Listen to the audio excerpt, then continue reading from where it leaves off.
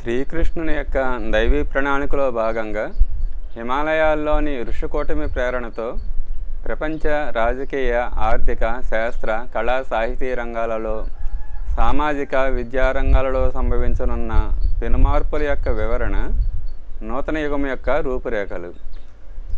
హిందీ మూలము పండిత శ్రీరామశర్మ ఆచార్య, Telugu అనువాదము master RK. ప్రపంచ రాజకీయ రంగములో రానున్న మార్పులు. ఈనాడు రాజకీయ రంగము అన్ని రంగాల కంటే చాలా శక్తివంతమైనది. ఈనాటి సమాజం సాధించిన ప్రగతికి ప్రశంస, నేడు సమాజంలో ఉన్న దుష్ప్రవృత్తికి నింద రాజకీయ రంగమే స్వీకరించవలసి ఉంటుంది. ఈ పరివర్తన కాలంలో తన వ్యవస్థను, ఆచరణ సూత్రాలను రాజకీయ రంగం పూర్తిగా మార్చుకోవాల్సి ఉంటుంది. రాజకీయాలలో భాగం పంచుకునేవారు, దానిలో ఇంట్రెస్ట్ ఉన్నవారు రాబోయే రోజులలో కొన్ని ప్రవాహాలను గమనిస్తారు. వాటికి అనుకూలంగా సమయం ఉండగానే మార్చుకుంటే మంచిది. మొట్టమొదట ప్రాంతీయవాదం పేరుతో, దేశభక్తి పేరుతో కేకలు పెట్టవద్దు. ఒకే విశ్వం, ఒకే దేశం గురించి ఆలోచించండి. నా దేశం అప్పుడు ఎక్కడ ఉంటుంది అని యోచించకండి. ఇప్పుడు ఆలోచించవలసినది శాసనము ఎవరి చేతిలో ఉంటుంది అన్నదే. దీనికి సంబంధించిన ఆచరణయోగ్యమైన సూత్రావళిని ఏర్పరచుకోవాలి. యోగ్యులకు మాత్రమే ఈ బాధ్యత అప్పగించాలి. ఈనాటి ప్రోపగాండా మొదలైన ఖర్చుతో కూడిన ఎన్నికల పద్ధతిలో మార్పును తీసుకువచ్చి, ఇంగిత జ్ఞానము, బాధ్యత కలవారు మాత్రమే సంచాలన వ్యవస్థను ఏర్పరచగలిగేటట్లు చేయాలి. స్థానిక పంచాయతీ స్థాయి సమితులు ఏర్పరచుటకు మాత్రమే సర్వసాధారణులకు ఓటు హక్కు ఉండాలి. పెద్ద బాధ్యతలు చేపట్టే వారిని ఎన్నుకోవడానికి ఓటు హక్కు యోగ్యత గలవారికి మాత్రమే ఉండాలి. అందరూ ఓటును వేయడం అవసరం లేదు. విచారశీలుర ఇంటెలెక్చువల్స్ ఓటును పొందగలిగేవారే శాసనతంత్రంలోకి వెళ్ళాలి. ఎన్నికల కోసం డబ్బును ఖర్చు చేసే పరిస్థితి ఉండకూడదు. ప్రభుత్వము దీనికి తగిన ఏర్పాటును చేయాలి, లేక ప్రజలే ఆ ఖర్చును భరించాలి. అనేక పార్టీలు ఎన్నికలలో పాల్గొనే బదులు దేశంలో ఒకే ఒక ప్రజా పార్టీ ఉండాలి. దాని ద్వారా ఎన్నుకోబడిన విశిష్టమైన వ్యక్తులే శాసనతంత్రాన్ని నడపాలి. ఉన్నత పదవులను అలంకరించడానికి పరీక్షలలో ఉత్తీర్ణతే చాలదు. ప్రతిభ, యోగ్యత, నిజాయితీ అనే గీటురాయి పైన పరీక్షింపబడాలి. ఈనాటి రాజనీతిక క్షేత్రంలో పైన చెప్పిన పరివర్తనాల పెనుగాలులు వేస్తాయి. దైవీ చేతనత్వం దీనికి తగిన సానుకూలతను ఉత్పన్నం చేస్తుంది. మనుషుల ఆలోచనలను ఈ సంభావనల వైపు స్వయంగానే పరిణమిస్తాయి. ఈ రాజనీతిక క్షేత్రాన్ని ప్రభావితం చేయడానికి మనీషులు, అర్థశాస్త్రజ్ఞులు వీరు ఇరువురు క్రొత్త, ప్రౌఢ ఆలోచనల్ని అందజేస్తారు. ప్రపంచ ఆర్థిక రంగంలో రానున్న మార్పులు. ఈనాడు ఉన్న ఆర్థిక రంగము ఎక్కువ లాభాలు ఉత్పాదన చేయడానికి అనుకూలంగా ఉంది. ఏమైనా నిరోధక నియమాలు ఉన్నా అవి నామమాత్రంగానే ఉన్నాయి. సామాన్య జనుల వాసనాత్మక మానసిక చింతనను ప్రోధి చేసి తద్వారా డబ్బులు చేసుకునే వ్యవస్థను ఇటు శాసనము, అటు ప్రజలు ఆపలేకపోతున్నారు. ఈనాటి సాహిత్యము, కళలు, సినిమాలు కురుచిని, బ్యాడ్ టేస్ట్ని ఉత్పాదన చేసేవిగా ఉన్నాయి.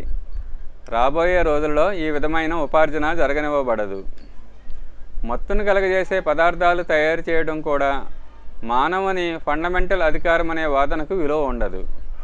ఒక ఉత్పాదన ప్రజలకు హితమైనది అని నిరూపించబడిన తర్వాతే దాని ఉత్పత్తికి అనుజ్ఞ ఇవ్వబడుతుంది. ప్రజల నిత్యావసరానికి కావాల్సిన ప్రముఖ వస్తువులన్నీ కుటీర పరిశ్రమగా తీర్చిదిద్దబడతాయి.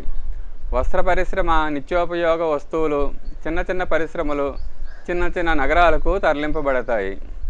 దానివల్ల నిరుద్యోగ సమస్య ఉండదు. కుటీర పరిశ్రమల్లో తయారు చేయలేని వస్తువులను మాత్రమే పెద్ద పెద్ద ఫ్యాక్టరీస్లో తయారు చేయనిస్తారు.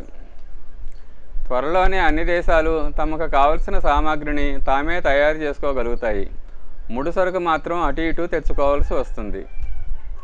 పరిశ్రమలని చిన్న చిన్న నగరాలకు, గ్రామాలకు తరలించడం వల్ల పెద్ద నగరాలలో పరిశ్రమలు ఉండడం వల్ల ఏర్పడే అనేక సమస్యల్ని నివారించవచ్చు. నగరాల్లో పెరుగుతున్న జనసంఖ్య ఒత్తిడి తగ్గుతుంది. నీరసముగా ఉన్న గ్రామాలు తిరిగి బలాన్ని పుంజుకుంటాయి. ఈనాటి ధనకుబేరులు ఎక్కువ లాభాలనిచ్చే పరిశ్రమలను స్థాపించడమే మంచిది అనుకుంటున్నారు. ఈ ప్రవృత్తి త్వరలో మార్చవలసి ఉన్నది. పెద్ద పెద్ద పరిశ్రమల్లో ఇరుకుని ఉన్నవారు సమయం ఉండగానే మారి తీరాలి. మొండితనానికి పోకుండా ఇటువంటి మార్పులను మెల్లమెల్లగా తెచ్చుకుంటే వారికి మంచిది. లేకపోతే ఒకేసారి వేటు పడినప్పుడు తట్టుకోలేరు. ఈనాటి శాసన వ్యవస్థ, బ్యాంకులు పెద్ద పరిశ్రమలకే వీలు కలుగజేస్తున్నాయి. రాబోయే రోజుల్లో ఇది జరగదు. కోఆపరేటివ్ బేసిస్ మీద చిన్న చిన్న నగరాల్లో కుటీర పరిశ్రమల వ్యవస్థ నిర్మించబడుతుంది.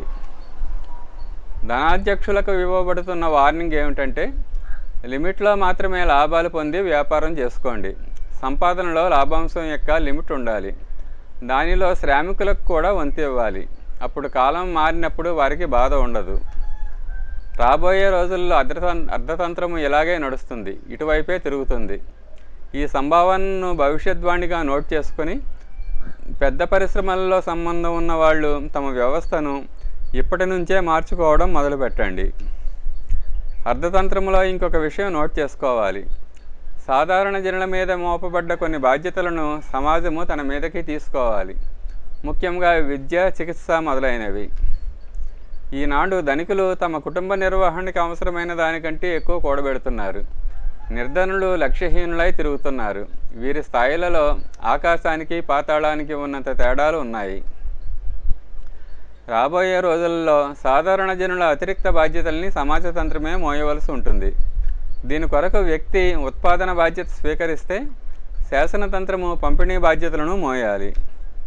ప్రతి వ్యక్తి తన సామర్థ్యానుసారము పనిచేయడానికి ఫోర్స్ చేయబడాలి.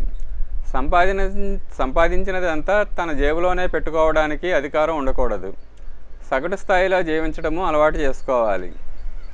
ఈనాడు ఎవరైనా ఎంతైనా ధనమును ఆర్జించవచ్చు. తనకి ఇష్టమైనట్లు ఖర్చు పెట్టవచ్చు. ఇష్టమైన వారికి ఎంతైనా ఇవ్వవచ్చు. రేపటి రోజుల్లో ఈ పరిస్థితి ఉండదు. పెట్టుబడి అంతా ఒక వ్యవస్థ దగ్గర ఏకత్రితం అవుతుంది. వ్యక్తి యొక్క ప్రతి ఉచితమైన అవసరము ఆ వ్యవస్థ చేకూర్చుతుంది. వ్యక్తిగత సంచయము ఇష్టమొచ్చిన రీతిలో అపవ్యయం చేయటానికి ఎవరికీ స్వాతంత్ర్యం ఉండదు. దీనివల్ల దుర్వ్యసనములు, అపరాధములు తగ్గుతాయి. సమాజంలో ఈనాడు ఉన్న అనేక దుష్ప్రవృత్తులకు కారణము స్వతంత్ర ధన ఉపార్జన, దానిని ఇష్టమొచ్చినట్లు ఖర్చు పెట్టగలిగే వీలు. ఈ దుష్ప్రవృత్తులను తగ్గించడానికి పోలీసు, సేన, న్యాయస్థానాలు సరిపోవు. ఈనాడు ఉన్న ధన సంబంధమైన స్వేచ్ఛ మీద అంకుశం ఏర్పడుతుంది. రాబోయే అర్థతంత్ర స్వరూపం ఇలాగే ఉంటుంది. ఈనాడు ప్రపంచంలో అనేక ఆర్థిక పద్ధతులు ప్రచారంలో ఉన్నాయి. రాబోయే రోజుల్లో ఒకటే ఉంటుంది. దీనినే బృహత్ పరివార వ్యవస్థ అంటారు, లార్జ్ స్కేల్ ఫ్యామిలీ సిస్టమ్. కుటుంబంలో సంపాదిస్తున్న వ్యక్తులందరూ తమ ఆదాయాన్ని ఒక చోట జమ చేసి అందులోంచే ప్రతివారు తమ అవసరాన్ని బట్టి ఉపయోగించుకుంటారు. ప్రపంచము రాబోయే రోజుల్లో ఒకే కుటుంబంగా మారబోతోంది. అన్ని దేశాలు తమ భూమిని, సంపదను విశాల విశ్వ కుటుంబంలో విలీనం చేస్తాయి. ఇదే పనిని వ్యక్తులు తమ ఆదాయాన్ని సమాజ భాండారంలో జమ చేస్తూ చేయాలి. ఇది ఖచ్చితంగా జరిగి తీరుతుంది అన్నది గుర్తుంచుకోవాలి. ఎప్పుడూ కూడా అనుపయుక్తమైనది కరిగిపోతుంది, ఉపయుక్తమైనది రూపుదాలుస్తూ ఉంటుంది. తెలివైన వాళ్ళు సమయం ఉండగానే తమ ఆలోచనలను, వ్యవహారాలను, క్రియాకలాపాలను తదనుసారంగా మార్చుకుంటా మొదలు పెడతారు. దీనివల్ల ఆకస్మిక మార్పుల యొక్క షాక్ని వారు తట్టుకోవాల్సిన అవసరం ఉండదు. మొండివారు, ఇప్పుడు నడుస్తున్నదే అనాది అనంతం అనుకునేవారు మారుతున్న పరిస్థితులకు అనురూపంగా తమను తాము తీర్చిదిద్దుకోలేక కష్టాలలో పడతారు.